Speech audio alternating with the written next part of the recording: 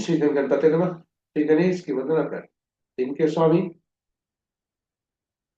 शनिदेव श्री राम भक्त हनुमान और उनके स्वामी श्री राम की आराधना कर इष्ट देव का ध्यान कर गुरुजनों को नमन कर अभिनंदन करते हैं आपका वरुण इसको द्वारा प्रस्तुत दैनिक पंचांग।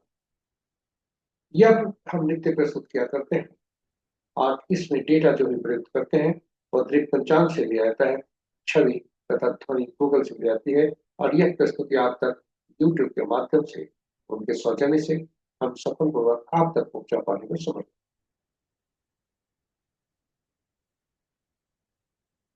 जिस प्रकार पंचांग के 5 अंग होते हैं उसी तरह प्रकार इस प्रस्तुति के भी 5 भाग। पहला भाग पंचांग मुहूर्त और ग्रहों के गोचर से संबंध रखता है और इसी पहले भाग का लघु रूप पंचांग व मुहूर्त को लेकर आपके सुझाव के अनुरूप इस पूरे प्रस्तुति का लघु रूप आपके लिए हम लिखते अलग से प्रस्तुत किया है। दूसरा भाग सितारे बोलते हैं और सितारे झूठ। यहाँ जन्म नक्षत्र के अनुसार हमारा जिस नक्षत्र में जन्म हुआ होता है उसके अनुसार आज दिन कैसा है। यह मूलतः तारा बलम से कहा जाता है, तारा बलम के नाम से इसे जाना जाता है और यह नव तारा चक्र पद्धति के आधार पर आधारित है जिसके अनुसार पूरे जीवन काल में ग्रहों की शुभता व अशुभता जानते हैं। विभिन्न व्यक्तियों से मिलने वाले व्यक्ति कैसा फल प्राप्त होगा, वे हमारे लिए कितने लाभकारी होंगे वो हमें जान सकते हैं। विस्तृत चर्चा प्रश्न। तीसरा भाग चंद्र बलम जी। हाँ, चंद्र बलम के अनुसार आज राशि इस हमारे विभिन्न राशि में जन्मे जातकों के लिए आज का दिन कैसा होगा। चौथा भाग चौघड़िया, एक प्रकार का मुहूर्त ज्योतिष। किसी भी शुभ कार्य को करने के लिए आप उसमें शुभता बनाए रखने के लिए यह मुहूर्त काफी उपयोगी। विस्तृत चर्चा प्रस्तुत।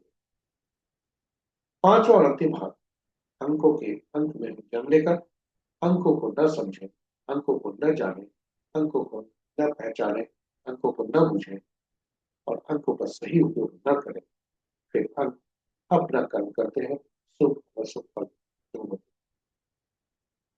जी हाँ, अंक काम करते हैं और पूर्ण रूपेण काम करते हैं।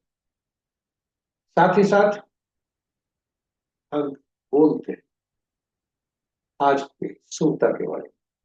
विभिन्न तिथियों को जन्मे जातकों के लिए आज का दिन कैसा होगा तो आइए अंकों को जाने, समझे, बूझे, पहचाने तथा उनका सही उपयोग करें और आज का अंक विभिन्न तिथियों को जन्मे जातकों के लिए क्या संकेत दे रहे हैं इस सभी प्रश्न विस्तृत चर्चा प्रश्न। तो चलिए चलते हैं पंचांग। पंचांग आम बोलचाल की भाषा में, हम आम बोलचाल की भाषा में यह शुभ और अशुभ मुहूर्त करने का एक बात है, परंतु यह इसकी सीमाओं की नहीं है। यह हमारे जीवन में अहम भूमिका अदा करता है। यह हम सब की निर्णय क्षमता को सुदृढ़ करता है, आत्मबल बढ़ाता है। पंचांग प्रकृति और ब्रह्मांड की ऊर्जा के साथ संतुलन स्थापित करने में सहायक होता है जिसके फलस्वरूप हम सबके जीवन में शांति, समृद्धि और सकारात्मकता का संचार होता है। अतः पंचांग का अनुसरण करके हम अपने जीवन को अधिक सफल और समृद्ध बना सकते हैं। तो चलिए आइए पंचांग की भूमिका को देखते हुए इसकी उपयोगिता को देखते हुए हम सब पंचांग का अनुसरण करें और अनुसरण करके अपने जीवन में शांति, समृद्धि और सकारात्मकता का संचार सुनिश्चित करते हुए जीवन को अधिक सफल और समृद्ध करें।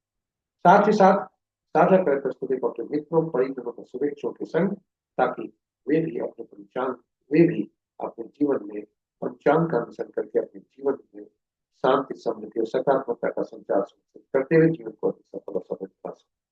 और उनके इस प्रयास में हम सब एक माध्यम बनकर पुण्य के भागी। तो चलिए चलते हैं प्रस्तुति में और यह प्रस्तुति आपके लिए काफी रोचक, लाभकारी, ज्ञानवर्धक तथा उपयोगी होने वाला है। इसलिए हमारे साथ जाइएगा नहीं, अंत तक बने रहिएगा इस प्रस्तुति और अंत में कहिएगा यह प्रस्तुति महत्वपूर्ण है। साथ ही साथ नोट करेंगे आप कहाँ पर आप चाहते हैं इसकी कुछ उपयोगिता पढ़ने के लिए आपका सुझाव कुछ आपके मन में आ रहा हो तो उसे नोट कर साझा जरूर करें। इन्हीं शब्दों के साथ हम देख सकते हैं आपको प्रस्तुति में और जय श्री राम का नाम लेते हैं। जय श्री राम। स्वागत है आपका प्रस्तुति के पहले भाग। आज का दिनांक 17 जनवरी 2026 माघ पक्ष कृष्ण शका शाका संवत 1947 विश्व विक्रम संवत 2082 कलायुग और कल युग का 5126वां। आज का सूर्योदय 6:37 पर, सूर्यास्त 5:22 पर, sunrise at 6:37 AM, sunset at 5:22 PM। आज का दिशा से पूर्व है, फिर भी इस दिशा में यात्रा करने की बाध्यता हुई तो अदरक या उड़द की दाल का सेवन कर यात्रा कर सकते। पंचांग के पांचों अंग इस प्रकार। वार शनिवार, तिथि देर मध्य रात्रि 16:03 तक चतुर्दशी जो रिक्ता तिथि के अंतर्गत आता है। तत्पश्चात अमावस्या जो पूर्णा तिथि के अंतर्गत आता है। नक्षत्र प्रातः 8:12 तक मूला, तत्पश्चात पूर्वाषाढ़। योग रात्रि के 9:18 तक व्याघात और तत्पश्चात हर्षण।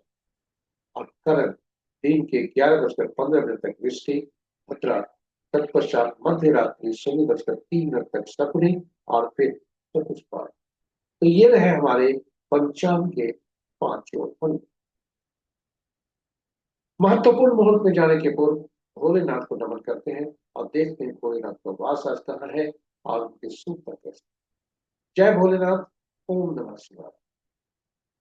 ओम नमः शिवाय। जब तक चतुर्दशी तिथि है, भोलेनाथ शमशान में है जो किसी नहीं है, और तत्पश्चात भोलेनाथ और गौरी के सानिध्य में होते हैं जो कि सुख। जय भोलेनाथ। ओम नमः शिवाय। ओम नमः शिवाय। महत्वपूर्ण मुहूर्त में के शुभ मुहूर्त में अभिजीत मुहूर्त दिन के 11:38 से 12:31 दिन तक, अमृतकाल कल भोर में 5:01 से 6:45 तक,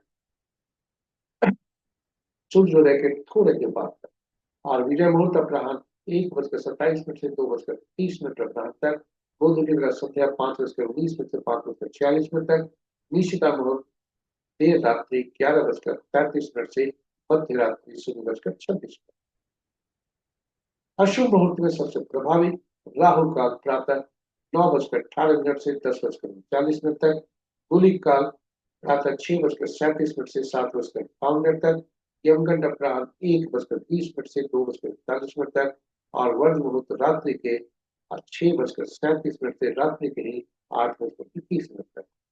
भद्रा प्रातः सूर्योदय से 11:15 तक, गणमुल प्रातः सूर्योदय से 8:12 तक।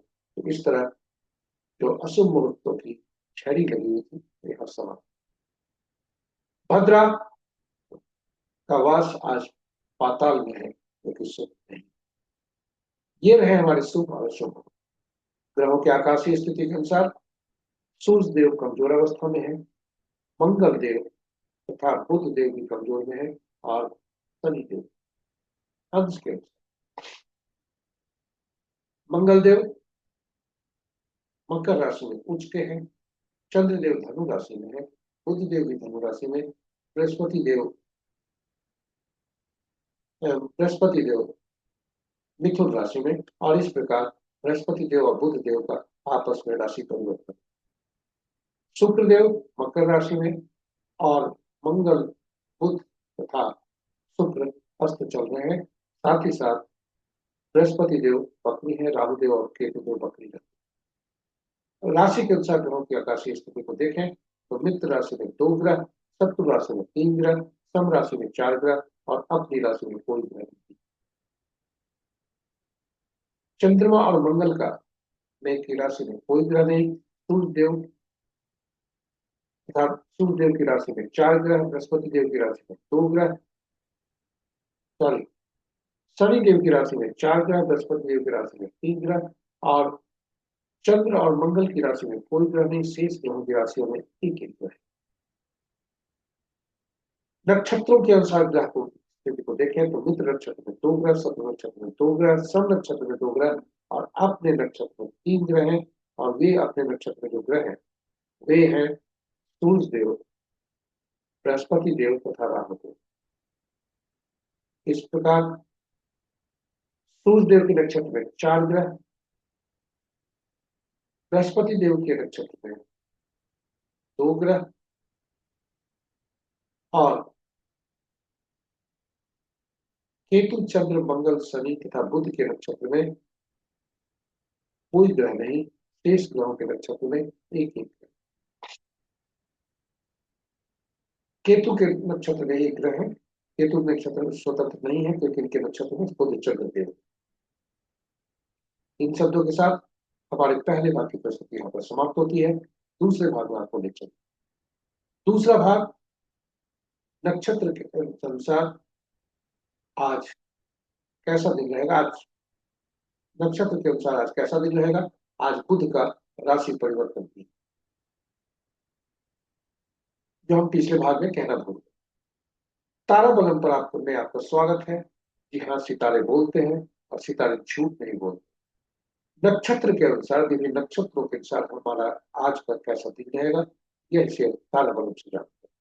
तारा बलम की जो सारणी आपके समक्ष प्रस्तुत है, इसके सामने जो नक्षत्रों के नाम लिखे हैं वह चंद्रमा के गोचर से संबंध रखता है, और तारा बलम के नीचे जो नक्षत्रों के नाम है वह सब हमारा जन्म कुंडली में चंद्रमा जिस नक्षत्र में होते हैं, यानी हमारा जिस नक्षत्र में जन्म हुआ होता है वह होता है। और आप देखें कि हम अपने नक्षत्र को इसमें चिन्हित करते हैं, अपने जन्म नक्षत्र को, और आगे बढ़ते हैं। और जब आगे बढ़ते हैं तो देखते हैं कि हमारा नक्षत्र और चंद्रमा का जो गोचर हो रहा है वह नक्षत्र आपस में कहाँ मिलते हैं। जहां मिलते हैं वही हमारा आज का शुभ और अशुभ फल होता है। कुल 9 तरह के फल हो सकते हैं। आपको हमारा तारा आज का जन्म, संपर्क, विपद, छेद, प्रत्यय, साधक, व्यधनि, मित्र आदि मित्र हो सकता है। जब भी आज का तारा संपर्क, छेद, साधक, मित्र आदि मित्र हो तो वह शुभता की तरफ इशारा करता है, जिसके अंतर्गत हम शुभ कार्यों का निष्पादन, दैनिक कार्यों का निष्पादन कर सकते हैं, लंबित कार्यों का निष्पादन कर सकते हैं और नए कार्यों का आरंभ कर सकते हैं। वहीं यदि जन्म, विपद, प्रत्यय या व्यधनि में होता है तो वह हमारे लिए अशुभता की तरफ इशारा करता है। दैनिक कार्यों में सावधानी, लंबित कार्यों में सावधानी पूर्वक निष्पादन और नए कार्यों का बिल्कुल नहीं करना। साथ ही साथ किसी भी परिस्थिति में इन तारों का, चूंकि यह क्षणिक है यानी कुछ घंटों के लिए है, इसलिए आप देखें कि 2 तरह के एरो जा रहे हैं। आज चंद्रमा 2 नक्षत्रों में है और इस प्रकार शुभता अगर है तो अशुभता भी आ सकती है, और अशुभता है तो शुभता भी आ सकती है। इसलिए साइकिल चलेगा कि कोई भी जोखिम न ले, अति उत्साहित होकर शुभता अशुभता को शुभता में परिवर्तित करें। तारा बलम मुख्यतः नवतारा चक्र पद्धति पर आधारित है।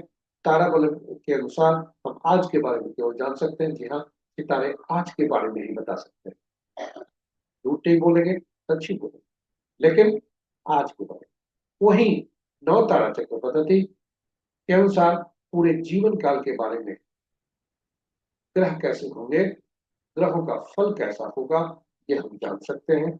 इसके अनुसार दशा महादशा का फल कैसा होगा और विभिन्न नक्षत्रों में जन्म जाकर हमारे लिए कितने लाभकारी हो सकते हैं, इस सभी बातें पर नवतारा चक्र पद्धति मूलतः इस सिद्धांत पर कार्य करता है कि ग्रहों के मन नक्षत्र हुआ करते हैं। जी हाँ, ग्रहों के मन नक्षत्र हुआ करते हैं। नक्षत्र ही ग्रह के फल देते हैं, ग्रह का अपना फल नहीं। तो प्रश्न उठता है हमारे दिमाग में कि कुल 27 नक्षत्र, 9 ग्रह, तो कैसे, कौन से नक्षत्र किस ग्रह के फल देंगे। इसके लिए 27 नक्षत्रों को 9 नक्षत्रों की सूची बनाकर 3 श्रेणियों में रखेंगे, जो आपके समक्ष प्रस्तुत। और ग्रहों को दशा महादशा के क्रम में रखा गया। पहला केतु, दूसरा शुक्र, तीसरा सूर्य, चौथा चंद्रमा, पांचवा मंगल, छठा राहु, सातवां बृहस्पति, आठवां शनि, नौवां बुध। और इनको श्रेणियों में रखते ग्रहों को नक्षत्रों से जोड़ा गया। पहला नक्षत्र के अंतर पहला ग्रह को हर श्रेणी में से पहला नक्षत्र का स्वामित्व मिला, यानी पहला, 10वां और 19वां। वहीं दूसरा ग्रह शुक्रदेव को दूसरा 11वां 20वां नक्षत्र का स्वामित्व मिला। तीसरे ग्रह सूर्य देव को तीसरा 12वां 21वां नक्षत्र का स्वामित्व। और हम इसी क्रम में चलते हुए बुध 9वां ग्रह बुध बने और इनको 9, 18वां 27वां नक्षत्र का स्वामित्व मिला। और यह सूची इस प्रकार अति महत्वपूर्ण है आपके लिए, महत्वपूर्ण हो सकता है। आप इसे संजो कर रखें ताकि आपके लिए उपयोगी हो सके। फलित कैसे करते हैं ये बहुत ही महत्वपूर्ण है, इसे ध्यान से सुने। चंद्रमा जिस नक्षत्र में होते हैं, यानी हमारा नक्षत्र जिस चंद्र में हुआ होता है, इस सारणी में हम चिन्हित करेंगे और उससे संबंधित ग्रह को देखेंगे कि वह ग्रह कौन से। जो भी ग्रह होते हैं वही हमारा जन्म ग्रह हुआ होता है, वही हमारा जीवन काल वहीं से आरंभ हुआ और उसी दशा महादशा में हमारा जन्म हुआ होता है और उसी दशा महादशा में पिछले जन्म में मृत्यु की होती है। जन्म कुंडली में दशा महादशा को जब देखेंगे तो स्पष्ट हो। इस प्रकार पहला ग्रह हमें पीड़ा देते हैं, तो पीड़ा की श्रेणी में रखा जाता है और वहां से घड़ी की सुई की दिशा में आगे बढ़ते हैं, बुध तक जाते हैं, फिर केतु से यात्रा आरंभ करते हैं। और पहला ग्रह मिश्रित फल पीड़ादायक श्रेणी में है और वहां से दूसरा, चौथा, छठा, आठवां, नौवां ये शुभ फलदायी होते हैं। जैसे जैसे क्रम संख्या बढ़ती है वैसे वैसे फल बढ़ता है। इसी तरह से पहला, तीसरा, पांचवा, सातवां यह शुभ फलदायी। और इस प्रकार हम ग्रहों के स्थिति को जान सकते हैं, दशा महादशा का फल जान गए।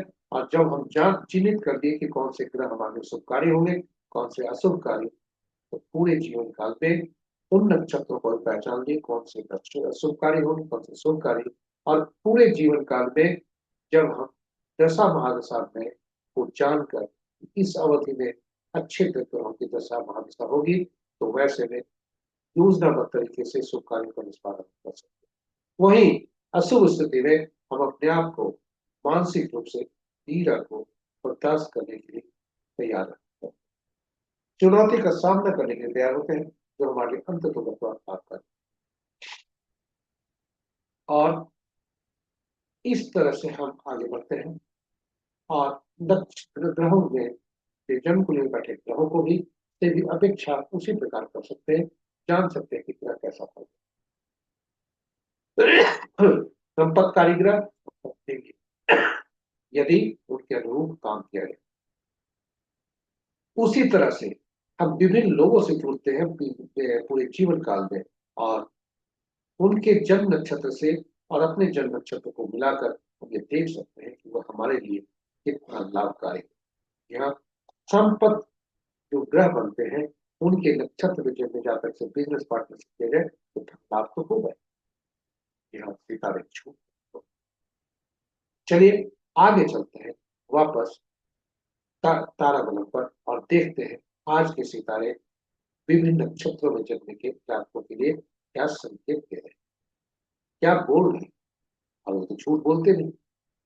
तो आज सितारा जो है जो बोल रहा है, आज का चंद्रमा मूला नक्षत्र में है प्रातः 8:12।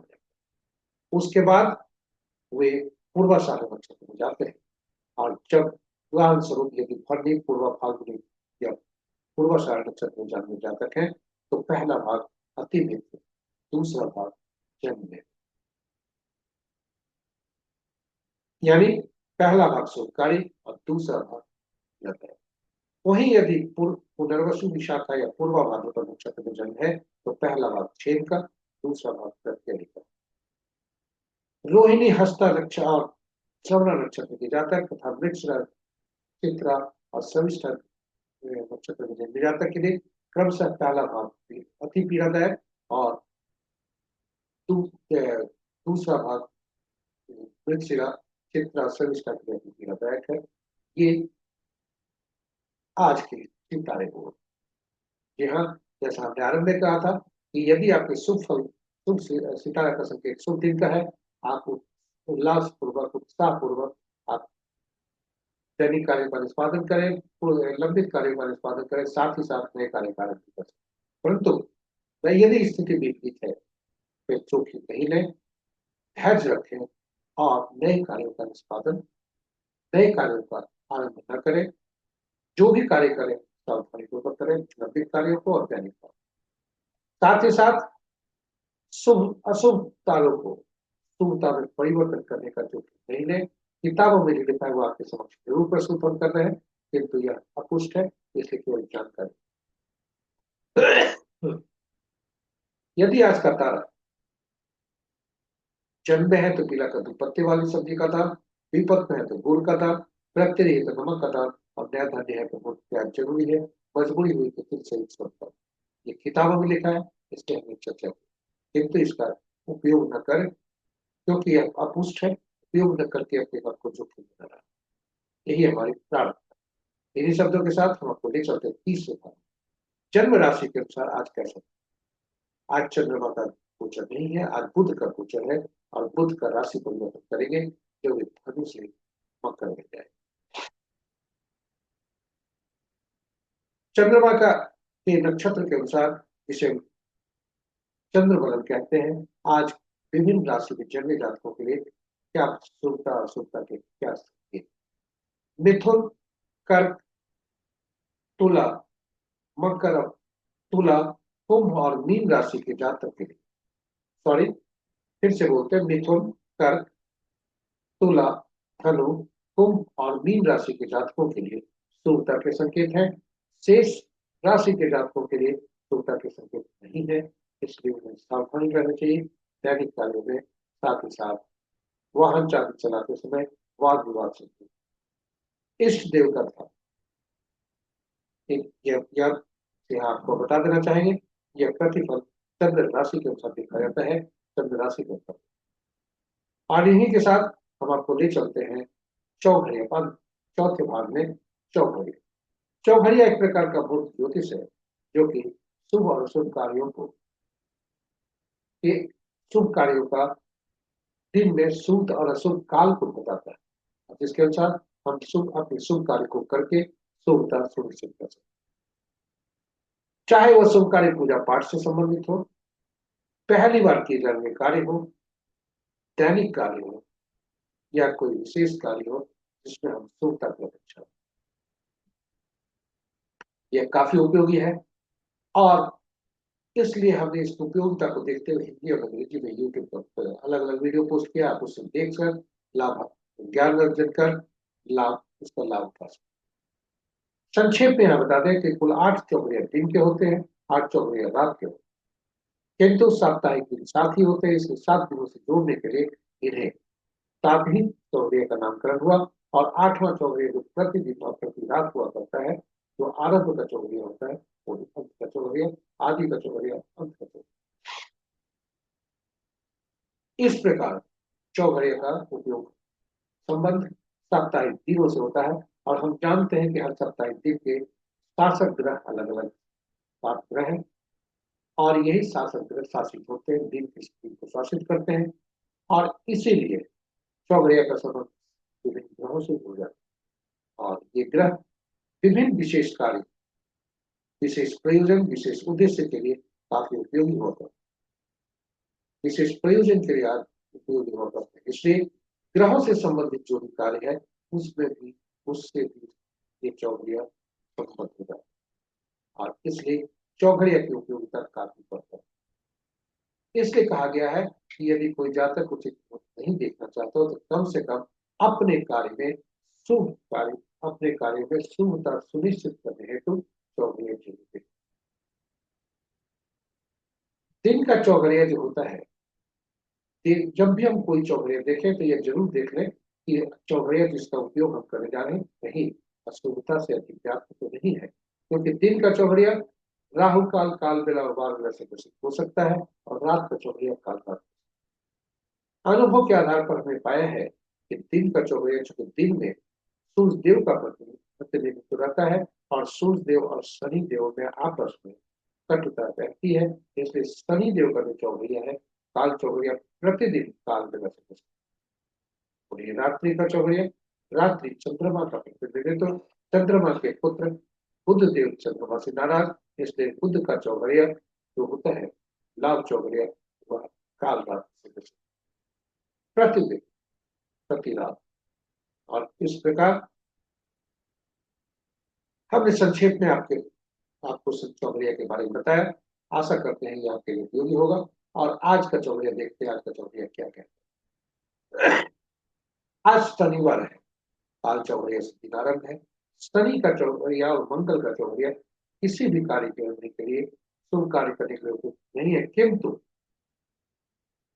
मंगल का चौघड़िया दुश्मन को परास्त करने के लिए। दुश्मन का मतलब ये नहीं है कि केवल रण क्षेत्र में, दुश्मन को परास्त करने का मतलब हुआ कंपटीशन एग्जाम में है, आपके यहाँ कोई भी दुश्मन केस मुकदमा है आदि आदि सभी के लिए यह रोग चौघड़िया उपयुक्त हुआ करता है। वही दैनिक चौघड़िया जो दैनिक वृत्ति से धनोपार्जन से संबंधित है, उसके लिए काल चौघड़िया काफी उपयोगी है।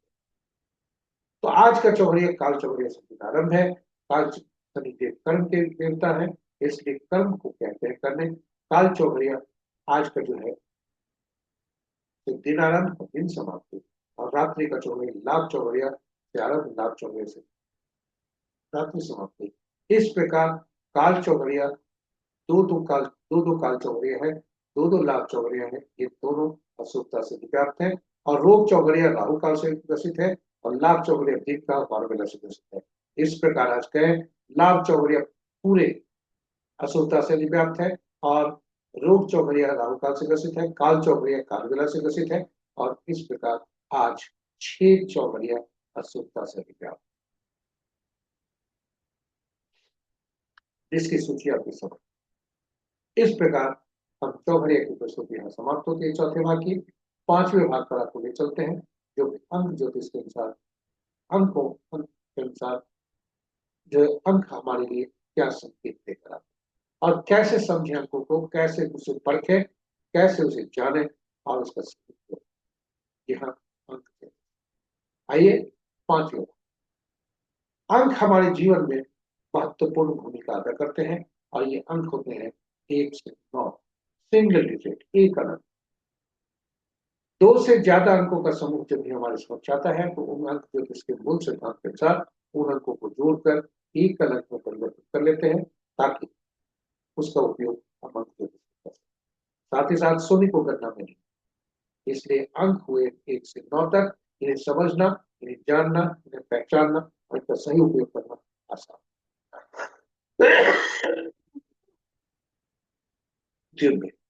ये अंक 1 से 9 तक देखें तो 5वां अंक जो होता है वो मध्य का अंक होता है।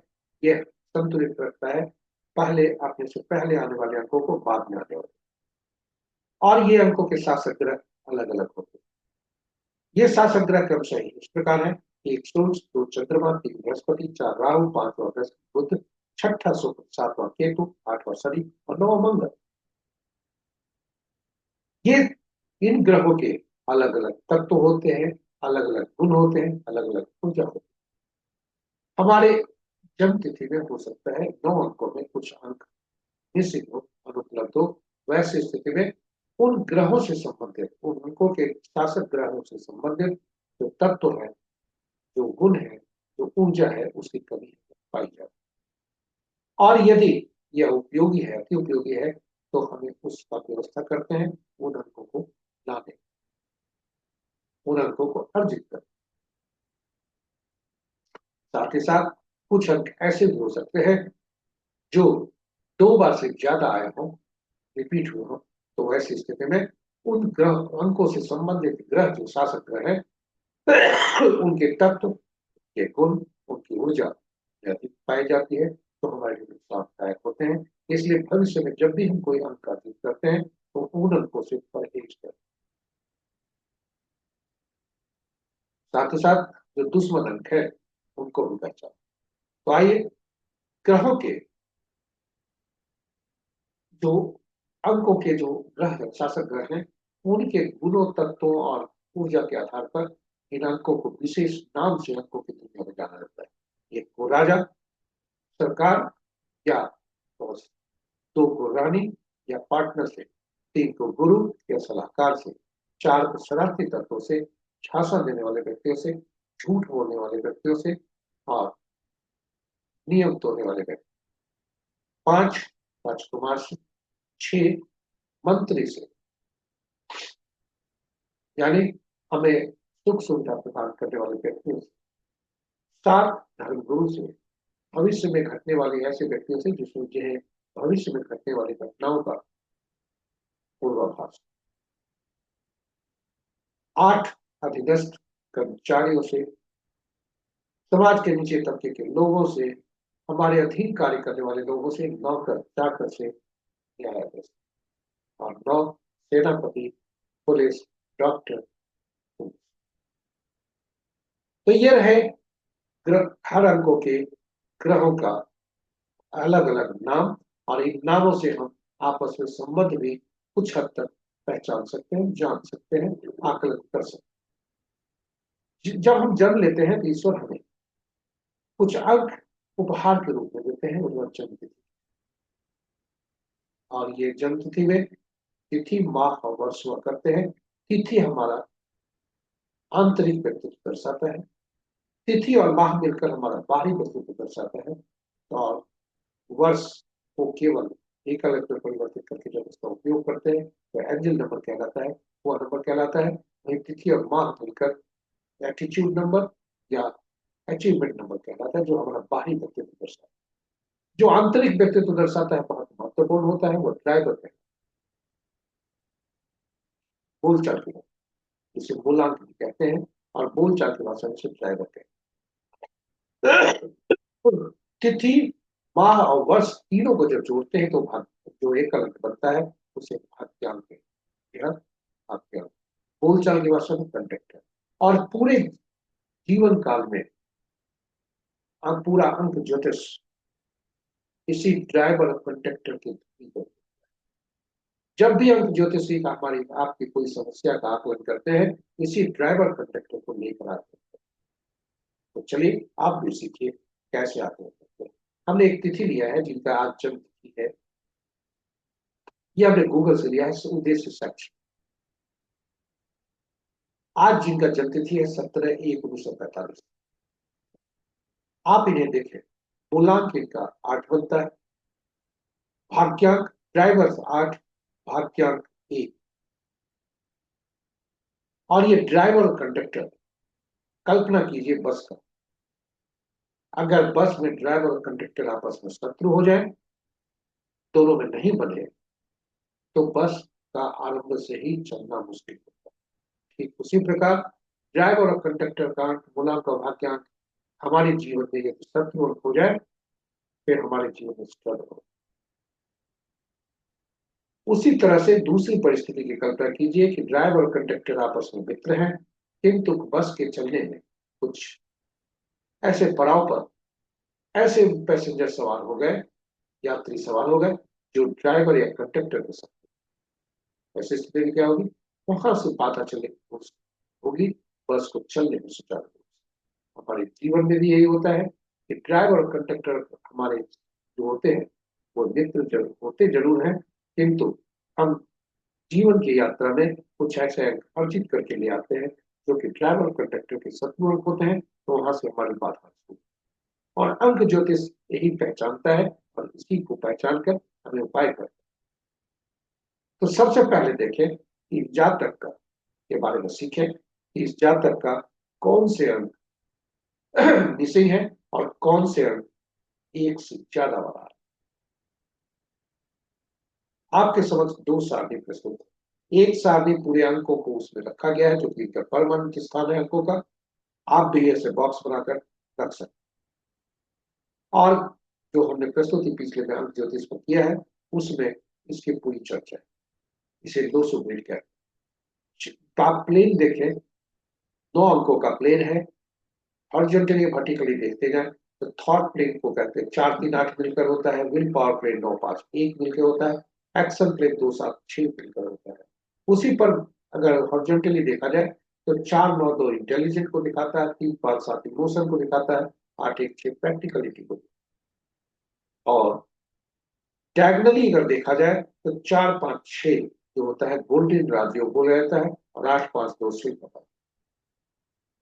जितने बॉक्स भरे होते हैं प्रतिशत उतना ही गिना जाता है। यदि 2 अंक भरे हुए हैं, 2 बॉक्स भरे हुए हैं, इसका मतलब जातक का उस क्षेत्र में 66% परिणाम, एक है तो 33%, कोई नहीं है तो 0% और सभी हैं, बॉक्स भरे हुए हैं, तो वह क्षेत्र 60%। अब इस जातक का देखें तो मिसिंग अंक है 3, 2 और 6, यानी 3, 2, 6 से संबद्ध जो ग्रहों के गुण है, तो इसकी में कमी पाई जाती है, बशर्ते कि इस अंकों का कोई अन्य तरीके से ये व्यवस्था नहीं कर। हो सकता है कि मोबाइल अंक से या अन्य गाड़ी के अंकों से या रूल का वो व्यवस्था कर चुके हैं। तो इस प्रकार अंक का जो बोलता है आपके समक्ष, जो अंक अधिक अंक संख्या में है वह 5 है, क्योंकि 2 बार आ चुका है। अब अगला बार आएगा तो समस्या हो सकती है। और 1 4 बार आया, एक सूर्य से है। सूर्य शासक होता है, लीडरशिप होती है किसी क्षेत्र में, जिस क्षेत्र में काम कर। लीडरशिप का मतलब ये नहीं होता है कि वह राजनीति में जाए, लीडरशिप का मतलब होता है जिस क्षेत्र में जाए वह अव्वल हो। किंतु यही उनके जो इसका कुपरिणाम है, जो बोलते हैं वह ईगो आदि दिखा। तो ये अंकों की दुनिया में जो मिसिंग अंक का प्रभाव है और कौन से अंक इनके ज्यादा है या ज्यादा। अब यदि मान लें ड्राइवर और कंडक्टर आपस में सबसे पहले जीवन के आरंभ स्ट्रगल को, जीवन के लिए तो हम जान गए कि इस जातक के लिए 5 अंक की व्यवस्था नहीं करनी है, 1 अंक की व्यवस्था नहीं करनी है। शेष जब भी हमें समस्या है तो 4, 9, 3 जो मिसिंग अंक है वो पहले प्रिफर करेंगे, उसके बाद जो अंक एक बार आए हुए हैं वह प्रिफर, बशर्ते कि वह ड्राइवर कंडक्टर का शत्रु नहीं हो या अपना ही शत्रु। लेकिन अब सोर्स कहां से होगा, यह हम इसके लिए आपको बता दें कि ऐसा सोर्स होना चाहिए जो चिर हो, यानी पूरे काल तक, जीवन काल तक चले। और वह सोर्स हो सकता है नामांक, जो हमारे जन्म लेने के बाद धरती के ईश्वर माता पिता देते। जी हाँ, वह नामांक आप कहेंगे नाम में तो अक्षर होता है, नामांक कहाँ से आया, उसमें अंक कहाँ से आया। जी हाँ, हर अक्षरों के अंक के मूल्य हुआ करते हैं और यही अंक नाम का जो अक्षर हमारा है, वह नाम का अक्षर को अंकीय मूल्य में परिवर्तित करके उनके अंकों को जोड़कर एकल अंक में परिवर्तित करते हैं और फिर इसका उपयोग करते हैं।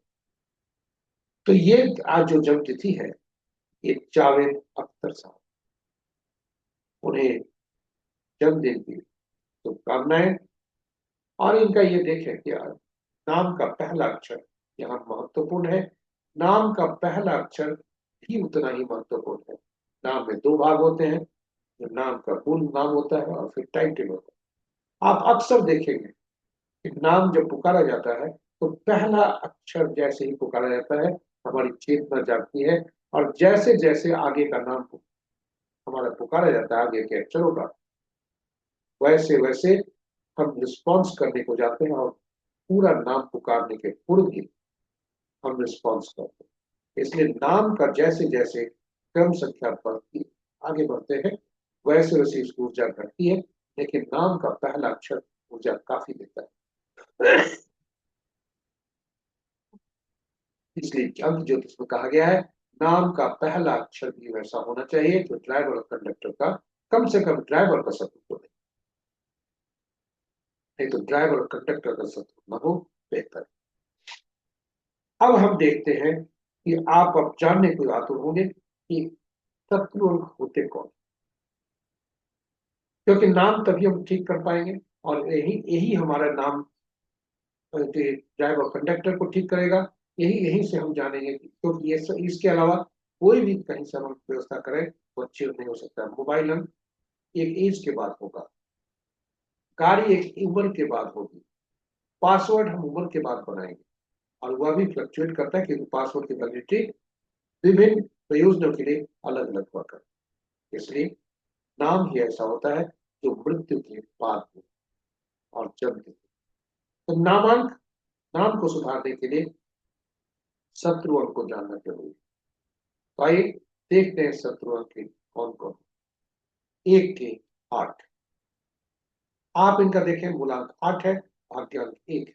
1 के 8, 8 के 1, 2 के 4 6 8 9, 3 के 6 4 के 8 9 4 2, 5 के 8 कोई नहीं, 6 के 3 9, 7 का 7 9 3, 8 का 1 2 9 4 8, 9 का 6 4 2 8। ये सारे दुश्मन अंक हैं, सभी अंकों के दुश्मन अंक आपको समझ। अब इनके जातक का देखें, 8 मूलांक है, 1 भाग्यांक है, दोनों आपस में सब। साथ ही साथ इनका नाम का पहला अक्षर ही 1 पर गया है, यह भी मूलांक का शत्रु। इसके अतिरिक्त जब भी हम नाम का व्यवस्था करेंगे तो जो हमने देखा था कि 8 अंक एक बार आए हुए हैं, 1 का तो दोबारा नहीं लाएंगे क्योंकि 1 4 बार आया है।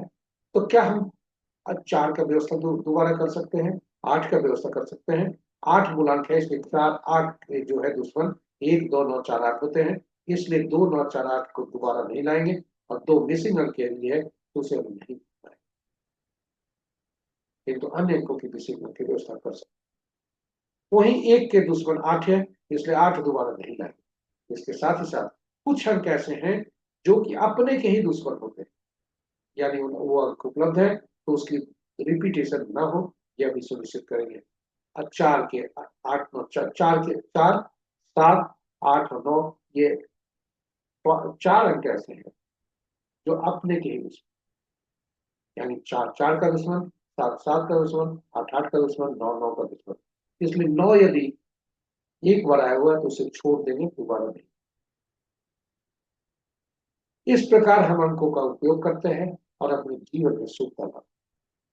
आपके समक्ष हमने हर अंकों का शत्रु अक्षर भी रखा है, यह इसी से निकाला गया है और यह नाम का पहला अक्षर नहीं होना चाहिए। आप देखें, 8 मूलांक है, उसमें पहला अक्षर AIJ आता है, तो यानी जे से नाम का पहला अक्षर नहीं होना चाहिए, किंतु रखा गया। इसलिए हम नवजात शिशु को आरंभ से ही ऐसा नाम यदि दें जो कि पूरे जीवन काल में उपयोगी हो, तो उसके जीवन में स्ट्रगल की संभावना कम हो, बाधा हो सकती है जो वह जीत करके लाएगा, लेकिन जीवन का मूलांक और भाग्यांक से पार नहीं होता है। आप इसे समझें, इसे उपयोग करें, नवजात शिशु को ऐसा नाम दें ताकि उसे जीवन काल में समस्या न हो। साथ ही साथ भावेल का अंक अगर जोड़े और कॉन्सोनेंट का अंक जोड़े, भावेल का अंक अगर ज्यादा देता हो, कॉन्सोनेंट का अंक कम होता हो, यह अति उत्तम। इन्हीं के साथ हम 2026 वर्ष चल रहा है, इसलिए वर्ष को कैसे जाना, पर्सनल ईयर को इसे कहते हैं। पर्सनल ईयर का अंक निकालेंगे और वह मूलांक, भाग्यांक तथा रनिंग एज से कैसा निकालते हैं। जातक का रनिंग एज 9 है, मूलांक 8 है, 9 शत्रु। और 2026 वर्ष जो हमारा जन्म तिथि होता है, उसमें वर्ष जो होता है इस जातक के लिए 1948 है, उसको हटा देंगे, वहां पर 2026 जोड़ देंगे। क्योंकि इनका जन्म तो 1/1/2026 के बाद हुआ है, इसलिए 2026 में। किंतु यदि जन्म तिथि जनवरी के पहले का है तो वैसी स्थिति में, यानी आज के पहले का है, तो 2025 लेकर चलें, ताकि हम सही आकलन कर सकें। और इस तरह से हम आकलन करते हैं और फलों को निकालते हैं, तो फिर भविष्य में आने वाले जन्म तिथि को 25 ही लेकर चलें।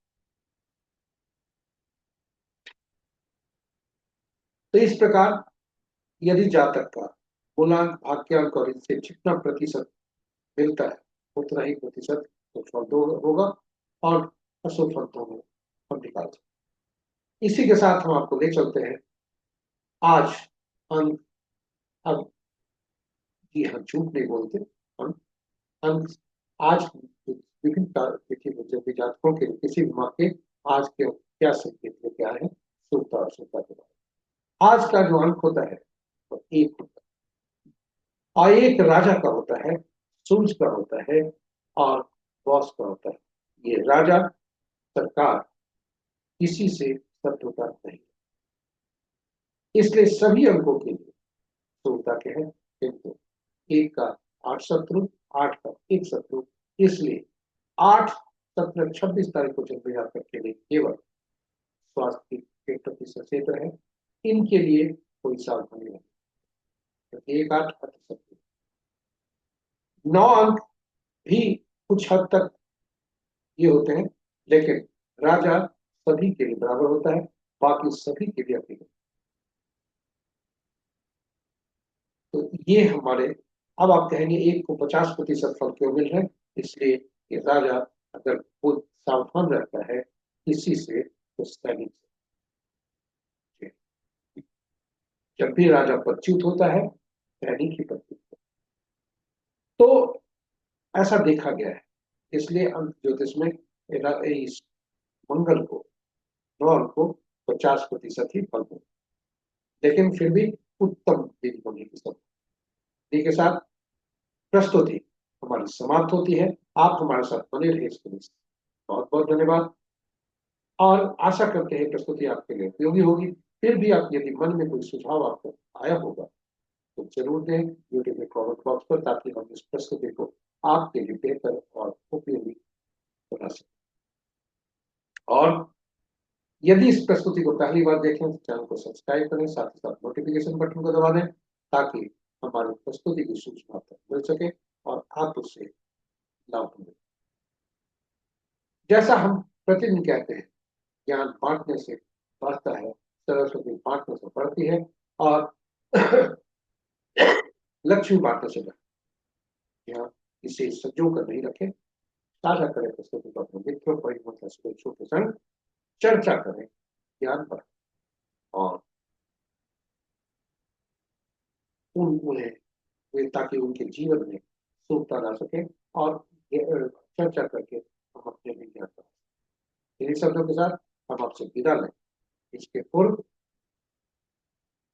प्रार्थना करते हैं आज के देवता शनिदेव से, श्री राम तथा श्री राम बलराम हनुमान से, कि आपके जीवन में उनकी कृपा, असीम कृपा बनी रहे, और आप उनका आज का दिन देखो। जय शनिदेव, जय श्री राम, जय हनुमान।